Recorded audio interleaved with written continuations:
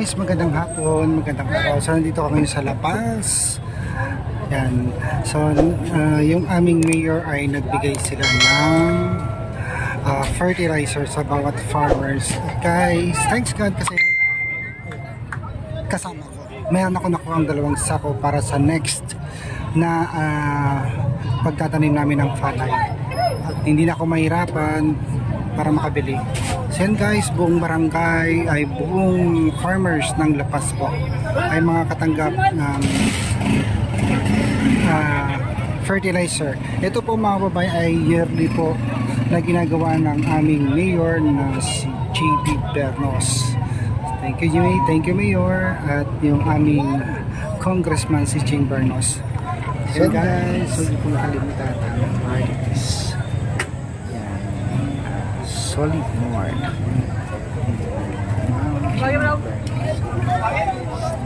Ganyan karami yung mga guys, mga farmers dito sa La Paz. Yan, halos kasi po ang trabaho namin dito ay magsasaka. At ang maganda, namimigay si Mayor ng binhi bago magtanim ng palay at namimigay din sila ng mga fertilizer po. Depende na po yun mga babayan kung kaano kalaki yung sinasaka mo, kung 2 hektarya, 2 bayan. Menos gastos din sa amin to guys kasi ang mahal ko ng fertilizer, halos 2,000 isang sako. Noong nakarang taon po ay umabot siya ng halos 3,000 isang sako. So malaking ginhawa po ito mga babayan sa mga magsasaka dito sa La Paz, Abra.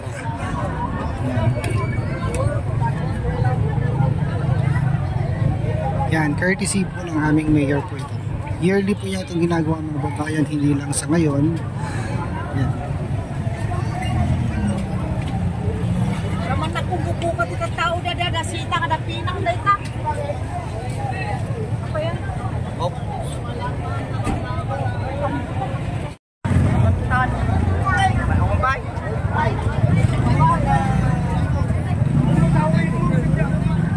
Auntie, ilang sako nakuha mo? Ha? Ilang sako nakuha mo? 2. 2. Shoutout mo naman si Marites. Wow, live pa ko. Yan. Yung anak niya po na saan sila sa US, Auntie?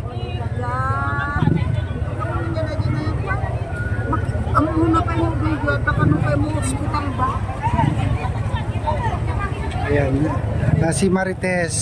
Ano apelyido ni Marites, Auntie? Pantil Salonga. Ayan, si Marites Pantil Salonga. Nandyan sa US. Shoutout po sa iyo.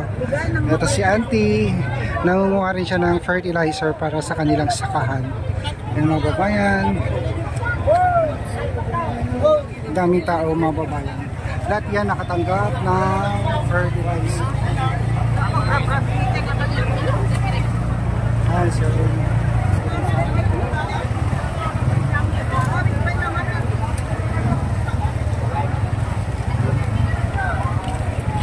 Mga babayan, isa rin si Raymond, yung aming kabarangay. Raymond, anong masasabi mo sa bigay ni Mayor na fertilizer? Nahiya ka pa? Sige na.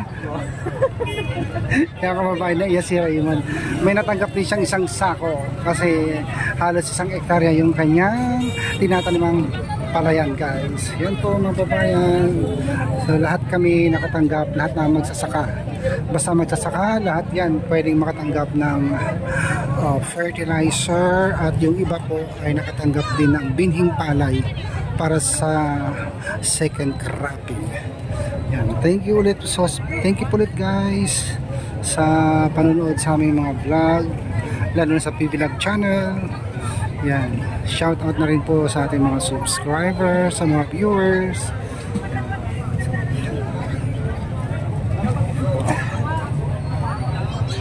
Yung ating anonymous na mga sponsor, thank you po. Ayan guys, so daming tao mga babayan, medyo madilim na kasi sobrang dami po talaga, buong La Paz kasi.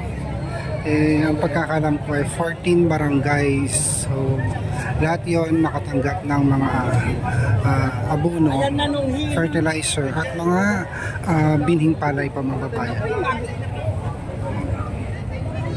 Yan guys, marami pa rin hindi nakakapag-claim ng kanilang mga abono dito sa La Paz. Yan. Marami po kasi mga farmers dito sa aming bayan, mga kababayan. Ang talagang produkto namin dito ay fertilizer, pagsasaka ng palay. Kaya dito sa Gana sa Palay, masarap yung aming mga tinatanim palay dito, guys.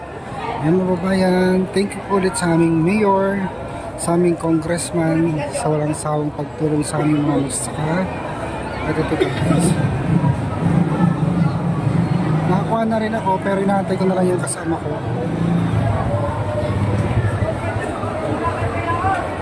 Depende na kasi po, mga babayan, kung ilang hektarya yung sasakahin mo. Isang hektarya, isang abono. So malaking bagay, malaking tulong yan, mga babayan, kasi mahal ang abono dito. Yan, kaya nang sinabi ko kanina, yearly po na ginagawa ng aming mayor po ito dito sa La Paz. Tinutulungan niya yung mga farmers. So halimbawa gusto mo magtanim ng tabako, bibigyan ka ng binhi, lahat ng puhunan ibibigay niya, at kikita ka pa. Ang gastos mo lang yung pagod mo. Tapos kung problema yung pagkukuha naman ng tubig, si mayor po ay nagpapagawa ng poso para makapagdilig ng mga halaman, halimbawa mais, tabako, kahit ano po na gulay na itatanim po nila. Mga kababayan, medyo madilim na at hindi pa rin po tapos yung pamimigay ng abono. Sobrang dami po kasi, mga kababayan. Lahat ng barangay, 14 barangay po ang La Paz, lahat yun nabigyan. Lahat ng magsasaka nabigyan. Kahit gaano man yun kalaki o kaliit yung sinasaka, lahat sila ay nabibigyan ng abono. Pantay-pantay po, kababayan. Depende po yan sa laki ng sinasaka, sa lawak. So kababayan, thank you po ulit sa walang sawang suporta sa aming mga vlog. Mababayan, malapit na pong umuwi si Ma'am Pibila. Abangan nyo po yung aming pagkikita ni Ma'am Pibila.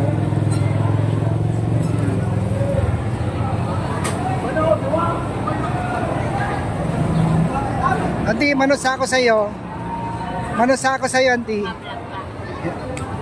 Hello, yan si Auntie Ping. Kabarangay ko po yan, no? Kababayan. Ilang sako nakuha mo, Auntie? Ilang sako nakuha mo? Dalawa. Yan. Pares tayo. Dalawa din. Yan. Thank you sa mabait naming mayor.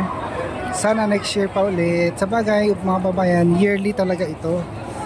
Tinutulungan niya yung mga magsasaka. Simulat sa pool, ganito na po yung ginagawa ng aming mayor. Kaya nagpapasalamat kami sa kanya. Ayan.